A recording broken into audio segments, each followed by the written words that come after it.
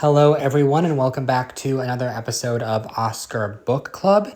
And this is probably going to be the last one of these that I do for the year. I have previously made videos on The Nickel Boys and Conclave, and I did read part of Night Bitch, but I ended up not finishing that book for the simple reason that I found it too anxiety-inducing, and for my own mental health was in a place where I didn't want to continue reading it. But I do think I learned a decent amount from that initial reading that is going to help me figure out what that film's awards potential is.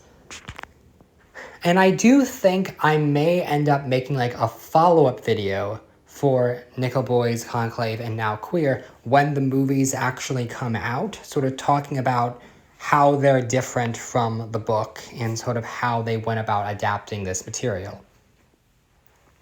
And anyway, so looking at Queer, this is an upcoming movie that a lot of people think is going to be a major awards contender, and I've been a little bit hesitant to predict it. I don't really know why, maybe because I wasn't really sure what it was going to be. But the big thing that seems really interesting to me is I've heard so many people say, ooh, Challengers was such a good movie, Challengers was such a big hit, that surely this other movie that Luca Guadagnino is making later in the year, that's going to be his real awards contender, and Challengers is going to help that. And I think there was always a part of me that was like, or maybe Challengers ends up being the better movie. We don't know for sure, and it feels weird to say that just because one movie is well-liked automatically means an entirely different movie is going to achieve award success. And now that I've actually read Queer, I find myself really, really unsure about the awards potential for the film adaptation. And I do want to say this video is probably going to be shorter than the previous videos I've made in this series because, honestly, the book is short.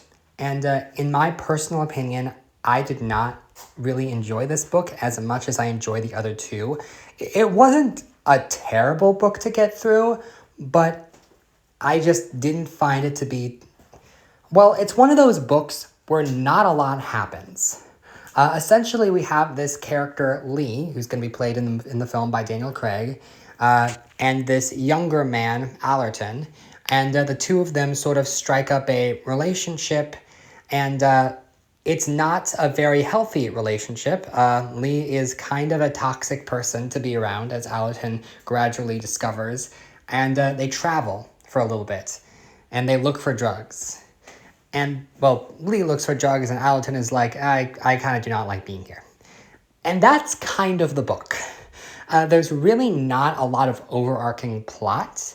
And to be fair, there's a lot of awards movies that don't have a lot of overarching plot. It's one of those stories where things kind of just happen to these characters, and it's really all about the vibes, and more than anything, it's a character study on Lee, who is not exactly the most pleasant person to be around. I think Lee is under the impression that people don't like him because he's queer, and to be fair, in the time period that this book is set, there is certainly a lot of homophobia going around. But he also kind of uses that as an excuse to be a drug addict, and to be a sex addict, and to be someone who's very, very addicted to the sound of their own voice. So much of this book is just the character of Lee monologuing about various things, and things that don't really have too much of an impact on the overall plot of the novel. There's one scene in particular in which a supporting character makes a passing remark. They say one sentence, and Lee follows that up by launching into this giant monologue that takes up 3.5 pages. I remember just flipping the page and being like, oh my goodness, he is still going. Nobody wants you to keep talking. No one around him is invested in the things that he's talking about. I think some people like Allerton are initially drawn to him, but eventually you sort of realize that this guy, there's not a lot of substance there. And I think you can debate the character versus the book versus the author themselves, how much of Lee's personal biases and prejudices that he has come from the author. that's kind of debatable. There's even a bit later on where Lee starts monologuing and the people around him leave, and then he just keeps going, keeps talking to no one, and by the time he's done, he looks around and the bar is basically empty. So the book is somewhat self-aware of how self-destructive this person is and how he's not as interesting as he perhaps thinks he is.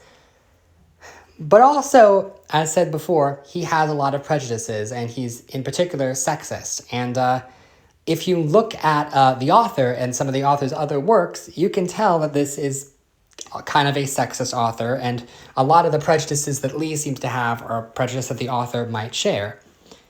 As a matter of fact, there's really not... Outside of Lee and Allerton, there are a few supporting male characters who show up, but there really aren't any women featured in prominent roles.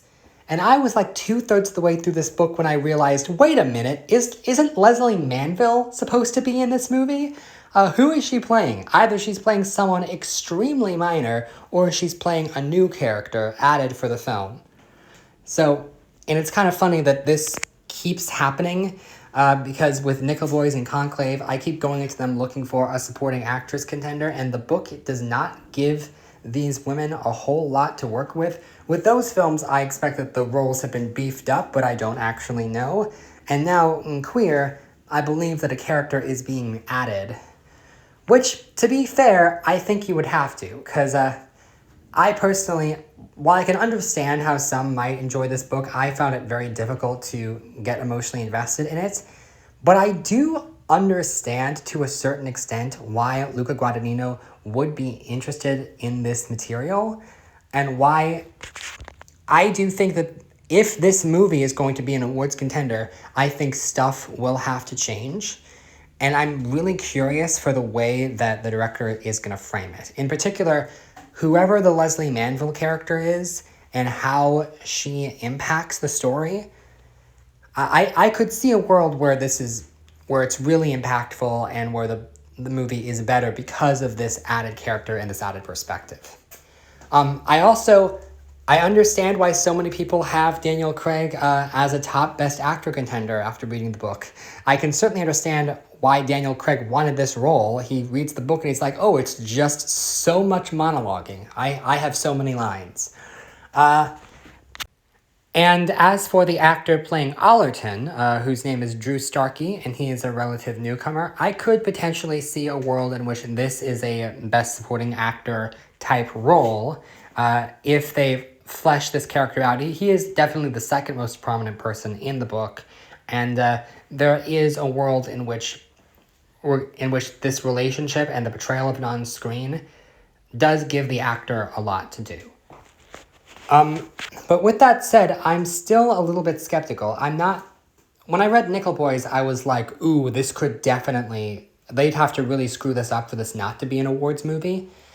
And Conclave, I was like, well, I'm leaning more towards could be an awards movie than not because of the people involved, but there is a world in which they screw this up.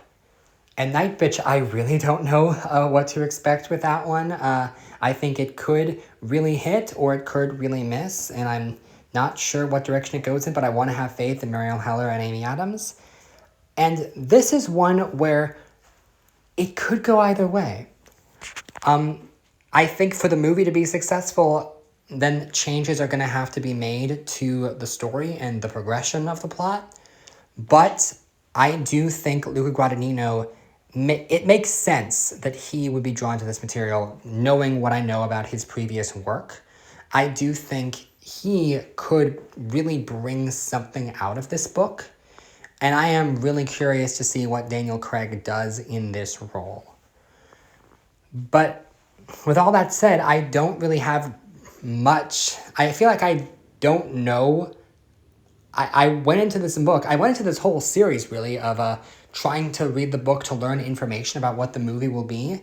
And with this in particular, I feel like I come out of this book really not knowing whether or not this movie is going to be an awards contender. I have a little bit more of an idea about what the movie is going to be about, and I certainly think there's potential for the movie to be better, However, Luca Guadagnino is not exactly an Oscar juggernaut. He's not someone who makes movies that do very well at the Oscars. He's really only made one, Call Me By Your Name, and you can argue I Am Love, which got an Oscar nomination.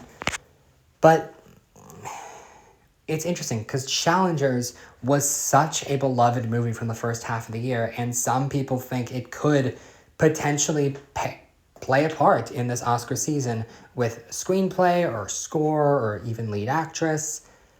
And I think a lot of people are like, ooh, just wait for this other movie. This other movie is going to be even better. And that could be the case. But also, the movie could not quite hit with people, and maybe Challengers actually gets more Oscar love than Queer. I don't know. I'm definitely going to have Daniel Craig in for lead actor, but we'll see where it goes from there. As of right now, I'm just getting to work on the next Oscar prediction update, and outside of reading Queer, I also just recently saw Sing Sing, so I have a little bit more of an idea about how this Oscar race is going to shape up, but this upcoming update is going to be the last update before we fully get into the fall film festivals, which is where we really start to get a clearer picture about what the award season is going to look like. And yeah, I don't really have a whole lot more to add to that. So thank you for watching, and I will see you later. Bye.